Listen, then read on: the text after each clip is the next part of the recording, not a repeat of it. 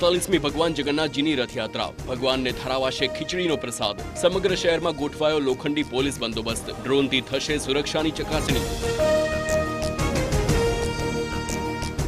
મુખ્યપ્રધાન ભૂપેન્દ્ર પટેલ પહિંદ વિધિ કરાવી નગરચર્યા માટે રથયાત્રાને કરાવશે પ્રસ્થાન સોનાની સાવરણથી થાય છે પહિંદ વિધિ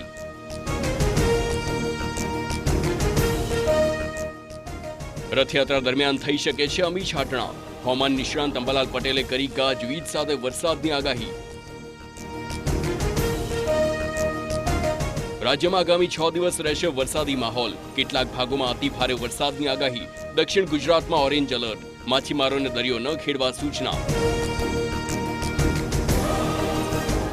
આજે અમિત શાહના ગુજરાત પ્રવાસનો બીજો દિવસ નારણપુરામાં મલ્ટી સ્પેશિયાલિસ્ટ હોસ્પિટલ અને કડવા પાટીદાર વિદ્યાર્થી ભવનનું કરશે ઉદ્ઘાટન ડીઆરડીઓએ ગુજરાતના હજીરામાં યુદ્ધ ટેન્ક જોરાવરનું શરૂ કર્યું પરીક્ષણ ચીન સામે પૂર્વ લદ્દાખમાં 25 ટનની ટેન્ક કરાશે તૈનાત 2027 સુધી ભારતીય સેનામાં કરાશે સામેલ